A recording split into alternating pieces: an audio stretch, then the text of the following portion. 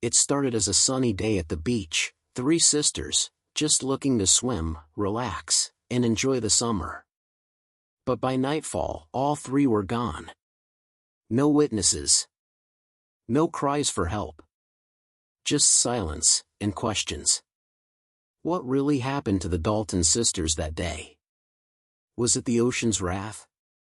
Or something far more sinister? As investigators peel back the layers, what they uncover is a story of betrayal, lies, and murder. A crime that shook a small town to its core. Stay with us, this is the chilling true story of the Dalton sisters, drowned by deceit. From a distance, it looked like just another group enjoying a sunny day by the coast. But the closer you got to the crowd gathered near the shoreline, the clearer it became. Something terrible had happened. A young woman had drowned. At first glance, it seemed like a tragic accident, just a girl who swam too far, got caught in the current, and never made it back. The local lifeguards, beachgoers, and even the sheriff's deputies thought it was just another case of a riptide gone wrong. But when the medical examiner ran the autopsy, the truth came out. This wasn't just a drowning. There were bruises around her neck, signs of struggle. She had been attacked, and thrown into the ocean while she was still alive. She hadn't died instantly. The cause of death was drowning, but someone made sure she got there first. The story begins with a woman named Loretta Mayfield, a widow living in a small coastal town in Mississippi.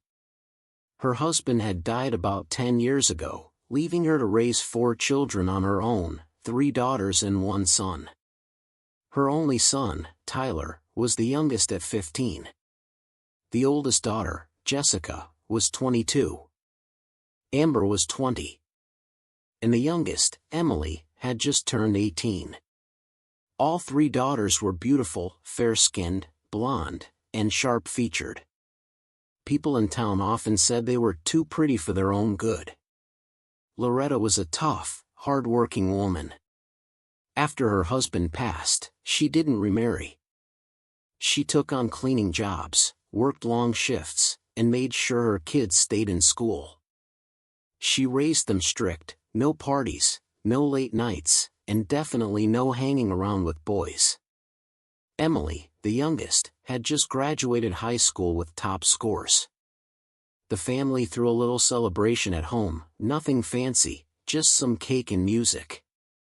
That's when the girls begged their mom to let them go to the beach the next morning. Just for the day, Mom, Jessica pleaded. We're not going to swim far or do anything dumb, Amber added. It's Emily's graduation. Let us take her out to celebrate. But Loretta was firm. No beach. Not now, not ever. That place is full of trouble, drunks, weirdos, and no lifeguards midweek. You're not going. The older daughters had been through community college and were job hunting. Loretta worked at a local bathhouse, cleaning rooms, mopping floors, often gone from 6 a.m. to 7 p.m. She kept a tight leash on her daughters, always checking in, always worried. Later that evening, Jessica went to their next-door neighbor, Kaylee, her best friend. Kaylee, please. Come talk to Mom. Maybe she'll listen to you if you ask. That night, Kaylee and her older sister came over. With the 3 daughters all begging, Loretta finally gave in. Fine. But you're leaving first thing in the morning, Wednesday.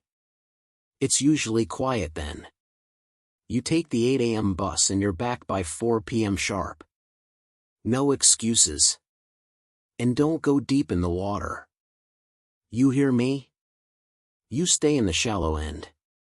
That ocean's taken enough lives already. The next morning, Loretta woke them up at 6:30 a.m.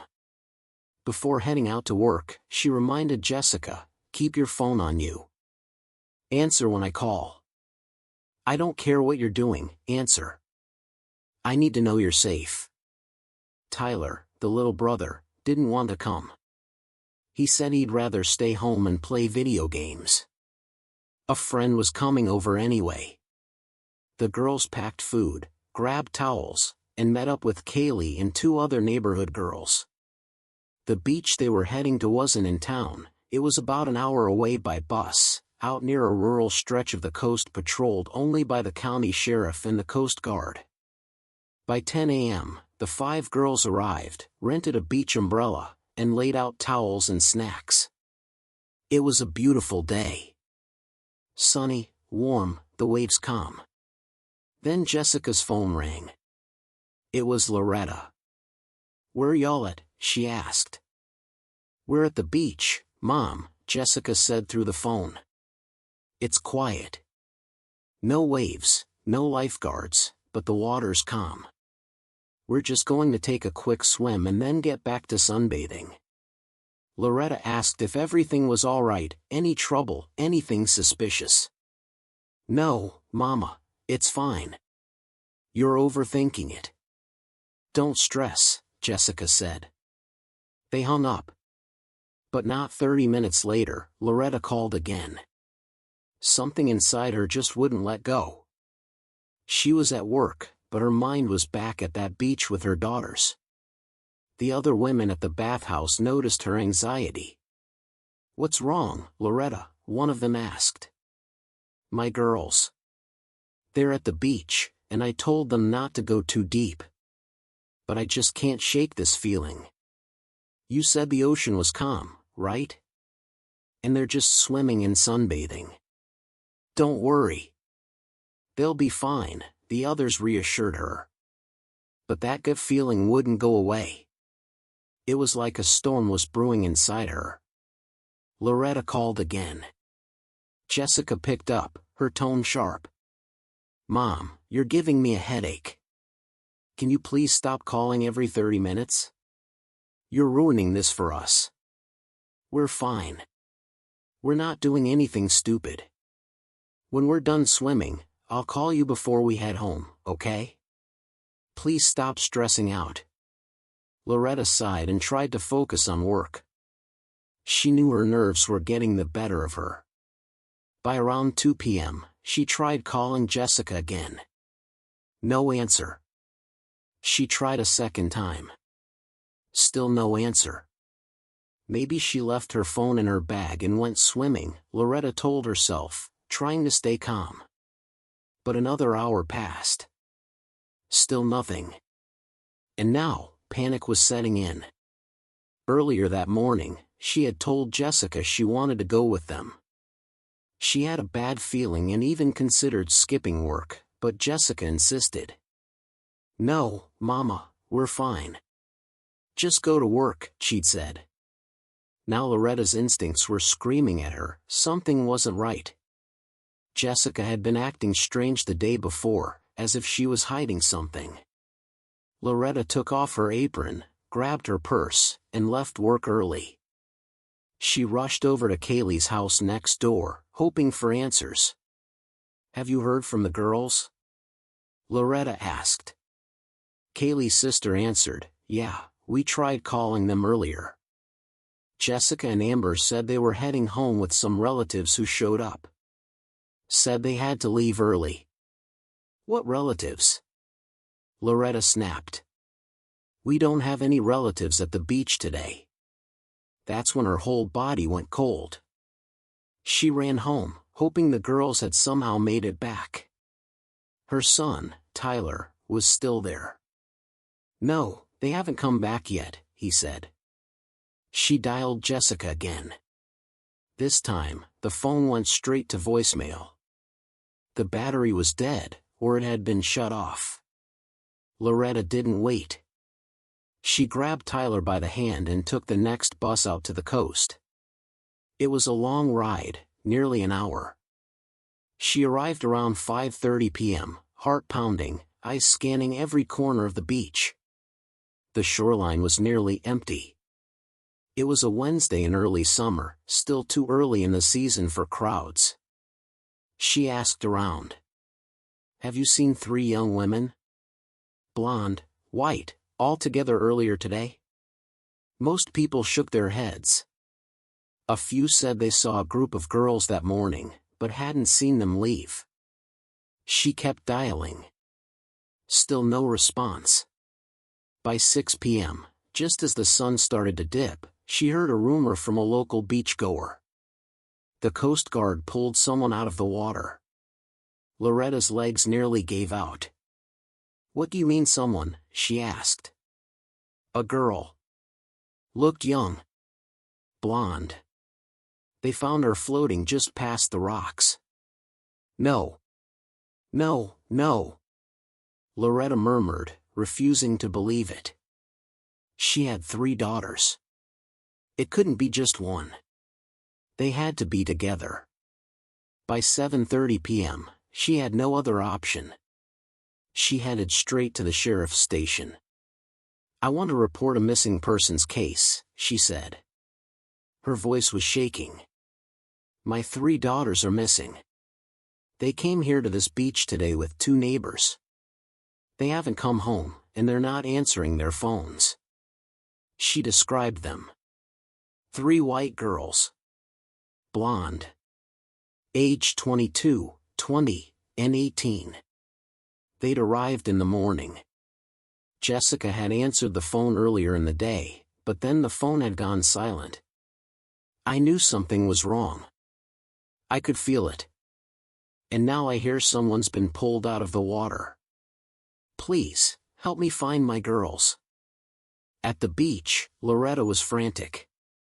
She ran up to one of the sheriff's deputies stationed there and gave a full description of her daughters. "They're all white, fair-skinned, blonde. The oldest is 22, Jessica. Amber's 20. And Emily, the youngest, just turned 18. Here, I have pictures, look at them." She showed the deputy photos from her phone. His expression changed slightly as he looked through them. "Ma'am," he said cautiously, "I think you should come with us to the coroner's office. We need you to look at something. We're not saying it's your daughter, but we need you to confirm." Loretta's heart nearly stopped. "What do you mean? What do I need to see?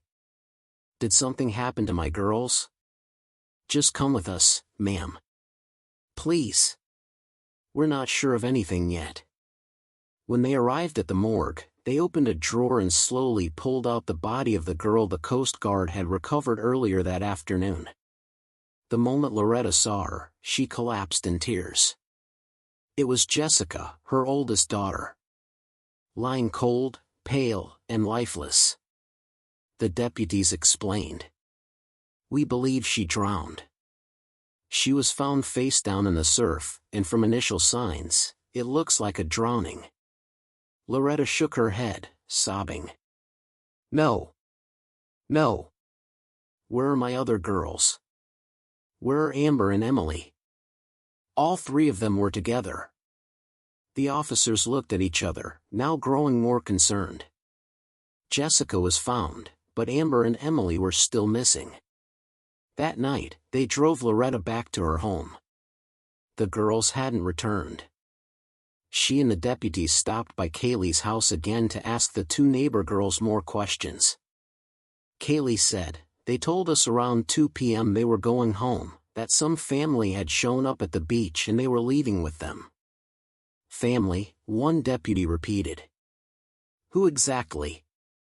"I don't know. That's what they said." The sheriff's department told the girls to come down to the station the next morning to give formal statements. Meanwhile, early the next day, the sheriff's office launched a search operation in the waters near where Jessica had been found. Deputies rode jet skis, combing through the shallows and around the rocky cliffs along the coast. Back at the station, the 2 neighbor girls, Kaylee and her younger sister Megan, were being interviewed. The deputies quickly noticed something off. Both girls seemed nervous, especially Megan. She looked pale, shaky. Her story didn't quite line up with Kaylee's. So, the deputies separated them into different rooms. That's when Megan cracked. "I'm sorry," she whispered. "We lied. The girls weren't just here to swim. Jessica had a boyfriend." She wasn't supposed to be seeing him. She set up this whole plan so she could meet him without their mom knowing. According to Megan, Jessica had planned to meet up with the guy, and he was bringing his brother, too. Initially, it was just going to be Jessica and Amber.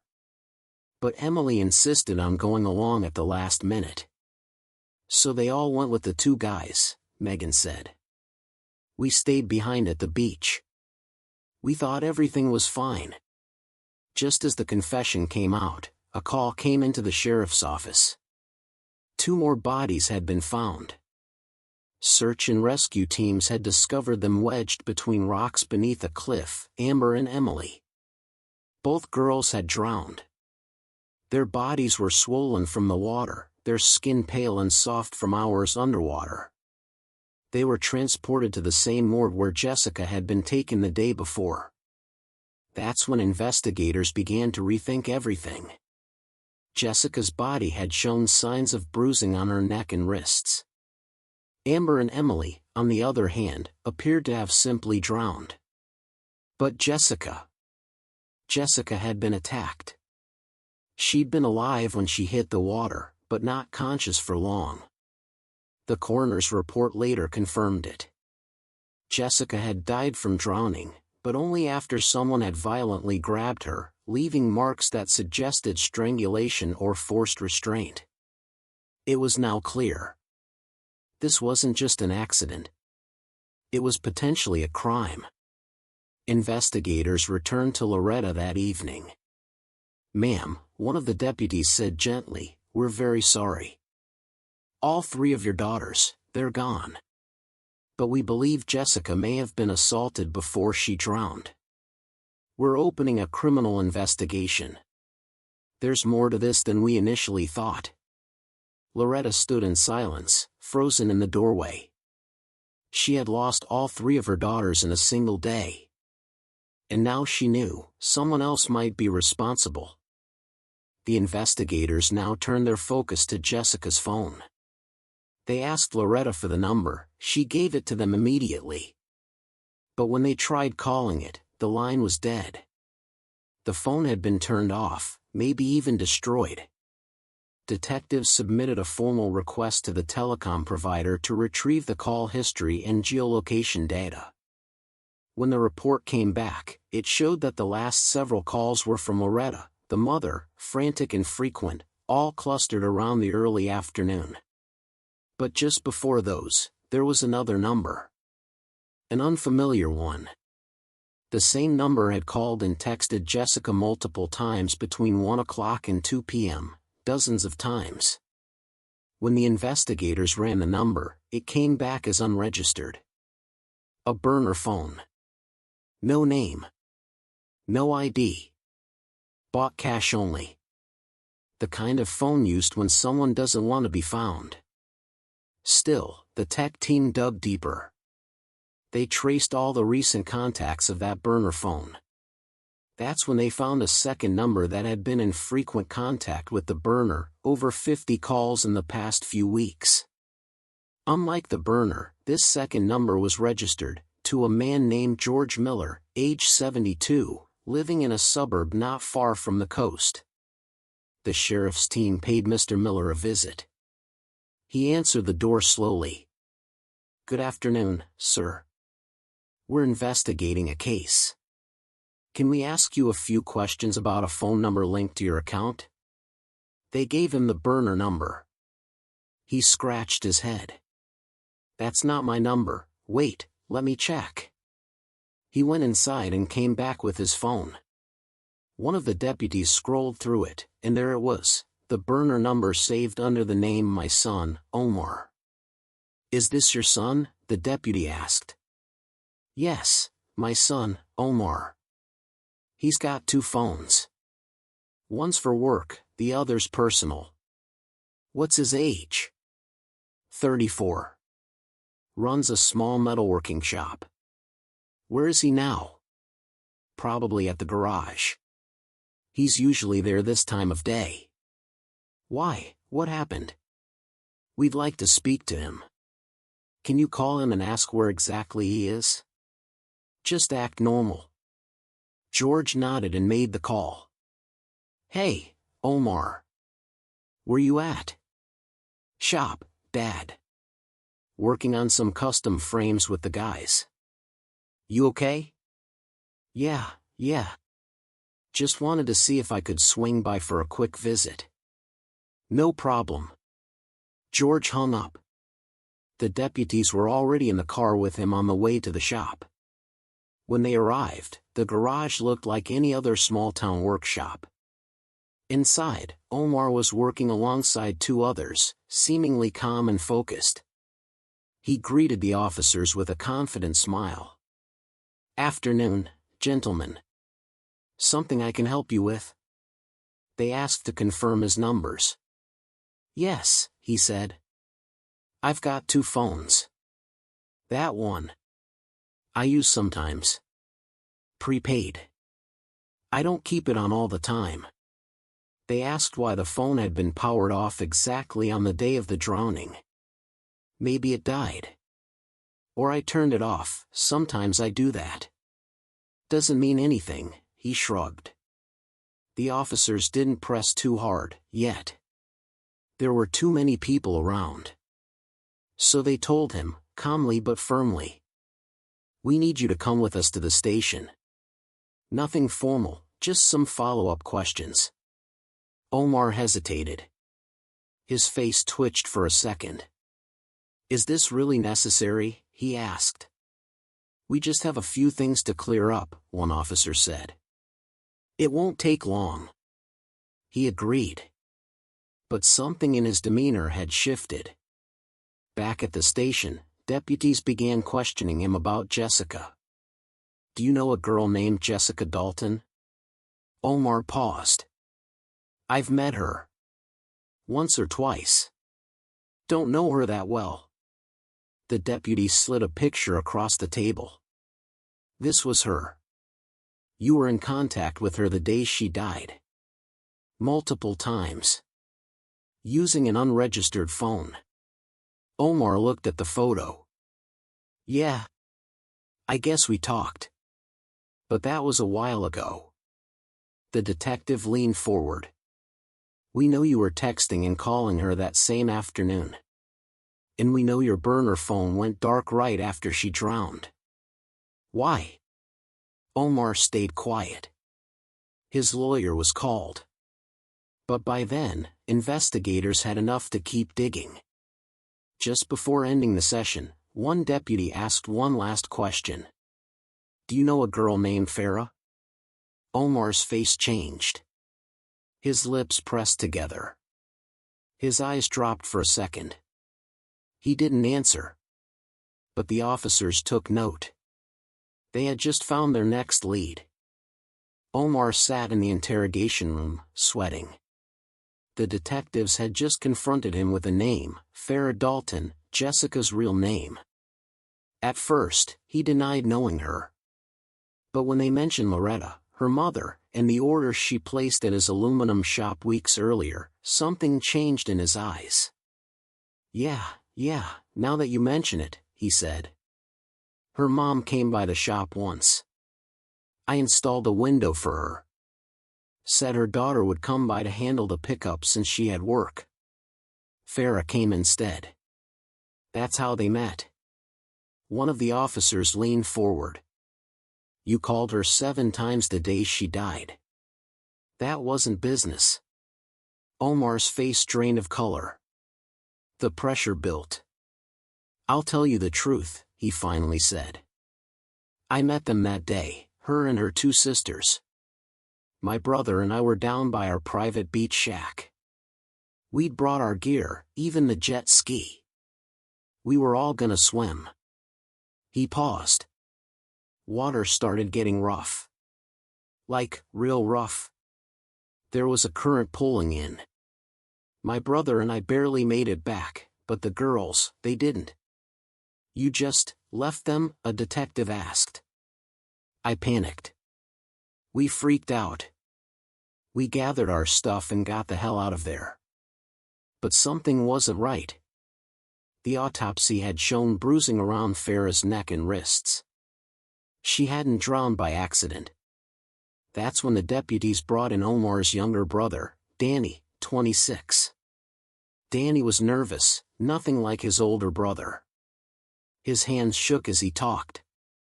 And then, he cracked. "Look," he said. "Omar brought those girls to the shack. He said it was just to hang out, but when I showed up with two of my buddies, things got weird." Farah flipped out when she saw us. She started yelling at Omar, asking why he brought other guys. She said stuff like, "You're not a man. You lied to me. You just wanted to show off." It turned into a full-blown argument. Danny admitted he and his friends left the moment things got heated. "We didn't want to be part of that mess," he said. The police tracked down Danny's two friends. Both gave similar statements. Farah and Omar were screaming at each other. They saw Omar push her hard. The investigators returned to Omar. Now they had witnesses. They had evidence. It was time. He looked at the floor and took a deep breath. "Yeah. I pushed her," he said. "She embarrassed me in front of my brother and the guys. I snapped." He said Farah slapped him. He hit her back. She fell. I lost it. I started hitting her. Her neck, her face. And then, she just stopped moving. Panic took over. He tried to wake her, shook her, tapped her chest. Her heart was barely beating. His brother Danny freaked when he saw her limp body. "We didn't know what to do," Omar said. "All I could think was, get rid of her."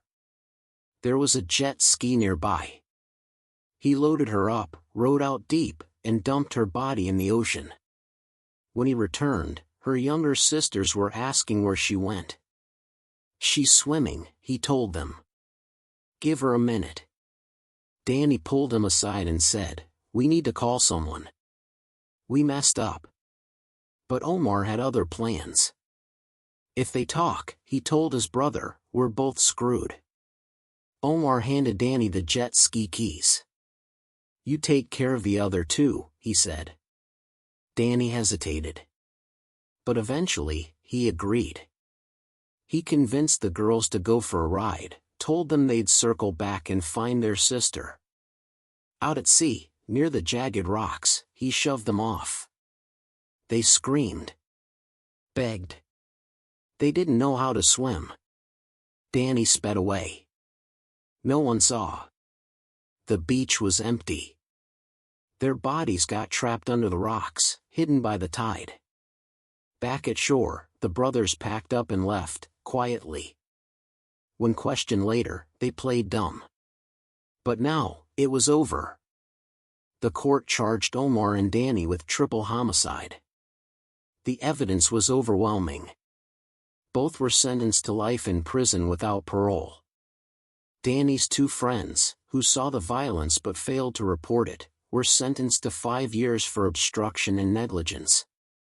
The two neighborhood girls who initially lied to police received 3-month sentences for providing false statements. Moral of the story: never lie to your parents.